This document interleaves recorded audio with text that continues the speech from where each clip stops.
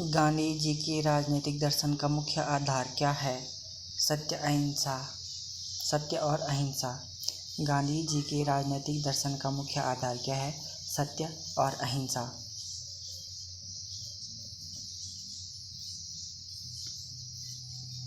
गांधी जी ने अपनी राजनीतिक और सामाजिक विचारधारा की मुख्य व्याख्या किस मुख्य रूप से किस प्रसिद्ध पुस्तक में दी है? हिंद स्वराज में।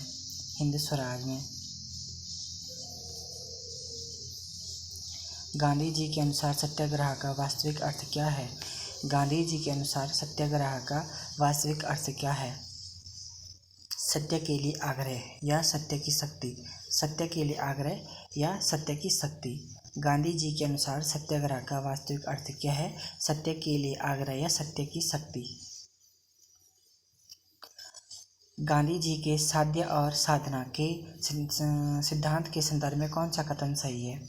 गांधी जी के साध्य और साधन के सिद्धांत के संदर्भ में कौन सा कथन सही है? तो वो ये है, साध्य और साधना दोनों ही पवित्र होने चाहिए। साध्य और साधना दोनों ही पवित्र होने चाहिए। गांधी जी की आर्थिक विचारधारा का मुख्य स्तंभ न्यायता का सिद्धांत क्या दर्शाता है? गांधी जी की आर्थिक विचारधारा का मुख्य सिद्धांत न्याय संहिता का सिद्धांत क्या दर्शाता है? अमीर लोग अपनी संपत्ति को समाज की धरोहर समझें और उसका उपयोग जन कल्याण के लिए करें। महात्मा गांधी जी की आर्थिक विचारधारा का मुख्य सिद्धांत न्याय संहिता का सिद्धांत क्या दर्शाता है? कि अमीर लोग अपनी संपत्ति को समाज की धरोहर समझे और इसका जन कल्याण के लिए उपयोग करें। गांधी जी ने किस प्रकार की शासन व्यवस्था को अपना आदर्श माना? गांधी जी ने किस प्रकार की शासन व्यवस्था को अपना आदर्श माना था? राज्यविहीन लोकतंत्र, अराजकतावादी समाज, राज्यविहीन लोकतंत्र या अराजकतावादी समाज। गांधी जी ने किस प्रकार की शासन व्यवस्था को अपना आदर्श माना था? राज्यविहीन लोकतंत्र या अराजकतावादी समाज। गांधी जी के सर्वोदय की विचार का क्या अर्थ है? गांधी जी के सर्वोदय विचार का अर्थ क्या है? समाज के अंतिम व्यक्ति सहित सभी का उदय और कल्याण। समाज के अंतिम व्यक्ति सहित सभी का अंतिम कल्याण। गांधी जी के ग्राम स्वराज्य की अवधारणा किससे संबंधित है? गांधी जी के ग्राम स्वराज की अवधारणा किससे संबंधित है?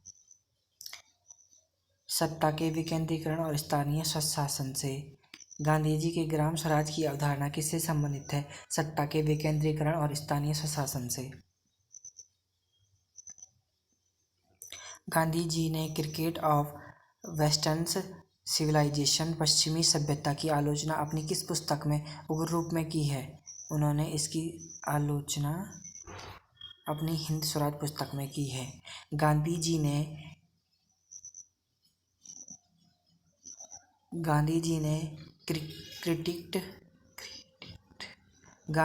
क्रिटिक्ट ऑफ वेस्टर्न सिविलाइजेशन, पश्चिमी सभ्यता की आलोचना अपनी किस पुस्तक में की है? तो उन्होंने इसकी आलोचना अपनी पुस्तक हिंद स्वराज में की है। गांधी जी के राजनीतिक गुरु कौन थे जिन्होंने उन्हें भारतीय राजनीति की शुरुआती सीख ली थी? गांधी जी के राजनीतिक गुरु कौन थे जिन्होंने उन्हें भारतीय राजनीति की शुरुआती सीख ली थी? गोपाल कृष्ण गोखले। गांधी जी के राजनीतिक गुरु कौन थे जिन्होंने उन्हें भारतीय राजनीति की शुरुआत की सीख ली थी? तो गांधी जी के गुरु थे गोपाल कृष्ण गोखले। गांधी जी को दार्शनिक अराजकतावादी क्यों कहा जाता है? गांधी जी को दार्शनिक अराजकतावादी क्यों कहा जाता है? क्योंकि वे राज्य को एक शोषणकारी संस्था मानते थे और राज्यविहीन समाज चाहते थे। गांधी जी को दार्शनिक अराजकतावादी क्यों कहते थे? क्योंकि वे समाज को शोषणकारी संस्था मानते थे और राज्यविहीन समाज चाहते थे। गांधी जी के अनुसार धर्म के बिना राजनीति क्या है? गांधी जी के अनुसार धर्म के बिना राजनीति क्या है? मृत्यु जाल जो आत्मा का हनन करती है। मृत्युजाल जो आत्मा का हनन करती है। गांधी जी के अनुसार धर्म के बिना राजनीति क्या है? मृत्युजाल जो आत्मा का हनन करती है। गांधी जी का स्वदेशी का सिद्धांत किस पर बल देता है? गांधी जी की स्वदेशी का सिद्धांत किस पर बल देता है? गांधी जी का स्वदेशी सिद्धांत बल देता है स्थानीय आत्मनिर्भरता और घरेलू उद्योग कुटीर उद्योग की संरक्षण पर। स्थानीय आत्मनिर्भरता और घरेलू उद्योगों के संरक्षण पर। सत्य ही ईश्वर है और ईश्वर ही सत्य है। गांधी जी की इस पंक्ति में, गांधी जी के इस विचार में सत्य का क्या अर्थ है? सत्य ही ईश्वर है और ईश्वर ही सत्य है। गांधी जी के इस विचार में सत्य का क्या अर्थ है? अंतिम दार्शनिक और नैतिकता वास्तविक। अंतिम दार्शनिक और नैतिक वास्तविकता। अंतिम दार्शनिक और नैतिक वास्तविकता। गांधी जी के राजनीतिक विचारों पर निम्न में से किस पाश्चात्य विचारक का गहरा प्रभाव पड़ा? गांधी जी के राजनीतिक विचारों पर किस पाश्चात्य विचारक का गहरा प्रभाव पड़ा? तो वो था Ruskin, John Ruskin, Leo Tolstoy, John Ruskin, Leo Tolstoy और Henry David Thoreau. John Ruskin, Leo Tolstoy और Henry David Thoreau. John Ruskin की किस पुस्तक का गांधी जी के आर्थिक और सामाजिक विचारों पर सर्वाधिक प्रभाव पड़ा, जिसका उन्होंने सर्वोदय नाम से अनुवाद किया था? अंटोदिस।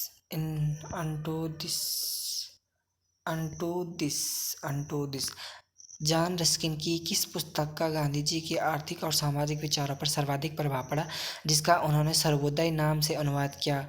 वो थी अंटोदिस। गांधी जी के अनुसार अहिंसा का क्या अर्थ है? गांधी जी के अनुसार अहिंसा का क्या अर्थ है? मन, वचन और कर्म से ही किसी भी जीव को नष्ट न पहुंचाना तथा सबके प्रति प्रेम रखना। मन, वचन और कर्म से किसी भी जीव को नष्ट न पहुंचाना तथा सबके प्रति प्रेम रखना। गांधी जी के रामराज्य की राजनैतिक संकल्पना क्या थी?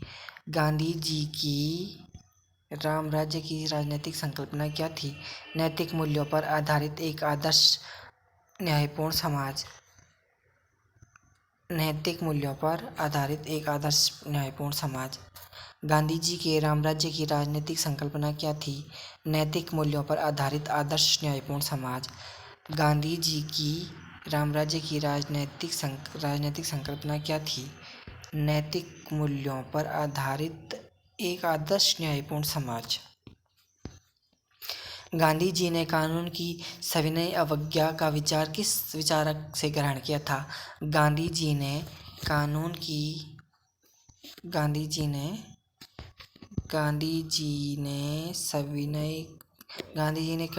की सविनय अवज्ञा का विचार किस विचारक से लिया था? तो वो था हेनरी डेविड थोरो। गांधी जी ने कानून की सविनय अवज्ञा का विचार किस विचारक से ग्रहण किया था? हेनरी डेविड थोरो से। गांधी जी के अनुसार राजनीतिक शक्ति पॉलिटिकल पावर क्या है? गांधी जी के अनुसार पॉलिटिकल पावर क्या है? जन कल्याण और सेवा का एक माध्यम। जन कल्याण और सेवा का एक माध्यम है। गांधी जी के अनुसार राजनीतिक शक्ति पॉलिटिकल पावर क्या है? जन कल्याण और सेवा का एक माध्यम। गांधी जी द्वारा प्रतिपादित बुनियादी शिक्षा या वर्धा योजना 1937 का मुख्य राजनीतिक सामाजिक उद्देश्य क्या था? गांधी जी द्वारा प्रतिपादित बुनियादी शिक्षा या वर्धा योजना 1937 का मुख्य राजनीतिक विचार सामाजिक उद्देश्य क्या था? बच्चों को स्वावलंबी बनाना, शारीरिक श्रम के प्रति सम्मान जगाना। बच्चों को स्वावलंबी बनाना और शारीरिक श्रम के प्रति सम्मान जगाना। गांधी जी के असहयोग सिद्धांत का मुख्य आधार क्या था? गांधी जी के असहयोग गांधी जी के असहयोग सिद्धांत का मुख्य आधार क्या था? इस समाज पर काम करना कि ब्रिटिश शासन भारतीयों के सहयोग पर ही टिका है, इसीलिए सहयोग वापस लेना। इस प्रकार का काम करना कि ब्रिटिश शासन भारतीयों के सहयोग पर टिका है, इस सहयोग को वापस लेना। गांधी जी ने दक्षिण अफ्रीका में रंगभेद नीति के खिलाफ लड़ने के लिए किस संस्था की स्थापना की थी? गांधी जी ने दक्षिण अफ्रीका में रंगभेद नीति के खिलाफ लड़ने के लिए किस संस्था की स्थापना की थी? उन्होंने की थी नटाल भारतीय कांग्रेस की स्थापना। गांधी जी ने भारत में अपने सत्याग्रह के हथियारों का पहला सफल प्रयोग कहाँ किया था? गांधी जी ने अपने सत्याग्रह के हथियारों का पहला सफल प्रयोग कहाँ किया था? उन्होंने चंपारण में 1917 में किया था। गांधी जी ने भारत में अपने सत्याग्रह के हथियारों का पहला सफल प्रयोग कहाँ किया था? चंपारण में 1917 में। गांधी जी द्वारा संचालित सत्याग्रह के विभिन्न रूपों में से वे अंतिम अस्त्र मानते थे। उपवास। गांधी जी द्वारा संचालित सत्याग्रह के विभिन्न रूपों में से वे अंतिम अस्त्र मानते थे उपवास को। गांधी जी के पंचायती राज संबंधी विचारों को भारतीय संविधान के किस भाग अनुच्छेद में शामिल कर दिया गया है? गांधी जी के पंचायती राज संबंधित विचारों को भारतीय संविधान के किस भाग और अनुच्छेद में शामिल कर दिया गया है?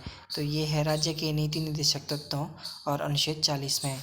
गांधी जी के पंचायती राज संबंधित विचारों को भारतीय संविधान के किस भाग अनुच्छेद में शामिल कर दिया गया है? राज्य के नीति निर्देशक तत्व और अनुच्छेद 40 में। गांधी जी ने आधुनिक औद्योगिकरण समाज और मशीनीकरण का विरोध क्यों किया? गांधी जी ने आधुनिक औद्योगिकरण समाज और मशीनीकरण का विरोध क्यों किया? क्योंकि बड़े पैमाने पर मशीनीकरण से मानवीय श्रम का अवमूल्यन होता है और बेरोजगारी बढ़ती है। गांधी जी ने आधुनिक औद्योगिकरण समाज और मशीनीकरण का विरोध क्यों किया? क्योंकि बड़े पैमाने पर मशीनीकरण से मानवीय श्रम का अवमूल्यन होता है और बेरोजगारी बढ़ती है। निम्नलिखित में से कौन से समाचार पत्र पर महात्मा गांधी द्वारा संचालित नहीं किया गया? युगांतर, यंग इटली, हरिजन और नवजीवन, ये सब संपादित किए हैं महात्मा गांधी ने, बट युगांतर महात्मा गांधी जी ने संपादित नहीं किया है।